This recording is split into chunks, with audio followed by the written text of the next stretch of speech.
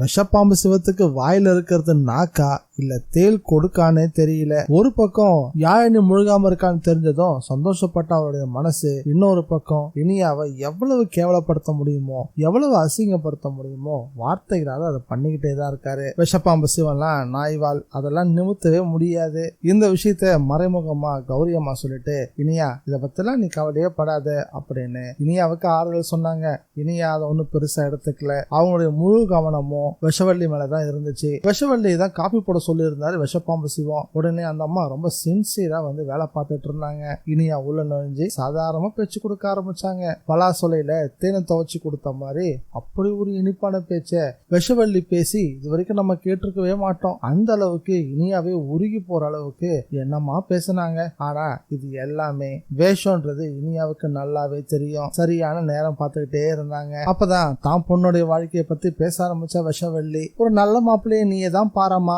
அப்படின்னு பெருசா பொறுப்பு ஒப்படைக்கிற மாதிரி நடிக்கவும், அதுக்கு என்ன சித்தி பார்த்துட்டா போகுது, மாப்பிள்ளைக்கா பஞ்சம், என் கைவசம் ஒரு சூப்பரான மாப்பிள்ளை இருக்கான் அப்படின்னு சொல்லி இளங்கோவை குறிப்பிட்டு பேச ஆரம்பிச்சாங்க. இனியா தான் பண்ணதை தான் குறிப்பிட்டு பேசிட்டு இருக்கான்றது விஷவள்ளிக்கு புரியவும் ஆரம்பிச்சது. திருட்டு பயலுக்கு தேல் கொட்டின மாதிரி திருன்னு விழுக்கவும் ஆரம்பிச்சா. பொறுமையா ஆரம்பிச்ச இனியாவோட பேச்சு கொஞ்சம் கொஞ்சமா வேகம் எடுக்க ஆரம்பிச்சது. கூடவே அனல் பறக்கவும் ஆரம்பிச்சது. அதோடைய முடிவு கொதிச்சுட்டு இருந்த பாலை எடுத்து கையில ஊத்துற அளவுக்கு போயிட்டாங்க. இதை எதுவுமே விஷவள்ளி கொஞ்சமும் எதிர்பார்க்கவே இல்லை. இனியா தான் கிட்ட இவ்வளவு வேகமா கோவமா பேசுவானோ, தன்னை பலமா எச்சரிப்பானோ கனவுல கூட நினைச்சு பார்க்கல. ஆனா முன் எப்பவும் இல்லாம இனியா இந்த முறை எச்சரிச்சது ரொம்பவே கடுமையா இருந்துச்சு. இதுக்கு அப்புறமாவும் நம்ம வாழாட்டினோம்னா நம்ம கதை அவ்வளவுதான் அப்படின்னு நிலைமைக்கு விஷவள்ளி வந்துட்டா. கொஞ்ச நாளைக்காவது வாழை சுருட்டி வச்சுட்டு இருப்பா அப்படின்னு நான் நினைக்கிறேன். இதை பத்தி உங்களுடைய கருத்து என்னன்றத மறக்காம கமெண்ட்ல பதிவு பண்ணுங்க. வணக்கம் மக்களே, வெல்கம் டு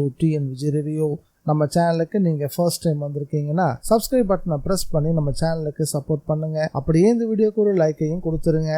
கிச்சனுக்குள்ள இவ்வளோ பெரிய பிரளயமே நடந்துகிட்டு இருக்கு, யார் காதலுமே வேலை அப்படின்றதுதான் ரொம்ப ஆச்சரியமான விஷயம். குறைந்தபட்சம் இந்த விஷயத்த கௌரி அம்மா காதலையாச்சும் இனியா சொல்லிருக்கும்னு நான் நினைக்கிறேன். ஹாஸ்பிட்டல்ல இளங்கோ படு கோவமா இருந்தாரு. வீட்டுக்கு வந்ததும் விஷவள்ளி என்ன பண்ணோம் பாருன்னு சவால்லாம் விட்டாரு. ஆனா எந்த ரியாக்ஷனும் காட்டாம இருக்கிறதும் கொஞ்சம் ஆச்சரியமா தான் இருந்துச்சு. என்னதான் விஷவள்ளிய நம்ம ஹீரோயின் இனியா கடுமையா எச்சரிக்கை பண்ணியிருந்தாலும் அதுவும் விஷப்பாம்பு சிவம் மாதிரியே நாய்வால் தான், அதெல்லாம் நிமித்தவே முடியாது. எரிச்சல் அடங்கினதும் தன்னுடைய வேலைகளை நிச்சயம் காட்டதான் செய்யும். யாழினிய நம்ம இங்க விட்டுட்டு போறது சரியா இருக்காது அப்படின்னு யோசிக்க ஆரம்பிச்சாங்க இனியா. கௌரி அம்மா இருக்காங்க தான், நல்லா பாத்துப்பாங்க தான், அதுல மாற்று கருத்தே கிடையாது. ஆனா சில வேலைகளை அவங்க கண்ணிலையும் மண்ணை தூவிட்டு தான் இந்த ஜென்மம் நல்லா வேலையை பார்க்கணும்னு இனியாவுக்கு நல்லாவே தெரியும். அதனால யாழினிய கூட்டிட்டு போய் தான் கூட வச்சு பாத்துக்கிறதாகவும் அவளை தான் கூட அனுப்பி வைக்கணும் அப்படின்னு எல்லாரும் முன்னாடி சொல்லவும் விஷப்பாம்பு சிவத்துக்கு கோபம் பொத்துக்கிட்டு வந்துருச்சு. நான் இவளே வீட்டை விட்டு வெளியே போக சொல்றேன்,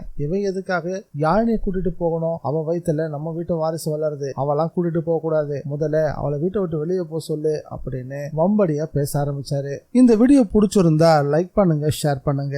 டிஎன் விஜய் ரிவ்யூவை மறக்காம சப்ஸ்கிரைப் பண்ணி வச்சுக்கோங்க. மீண்டும் அடுத்த வீடியோல சந்திக்கலாம். Bye guys.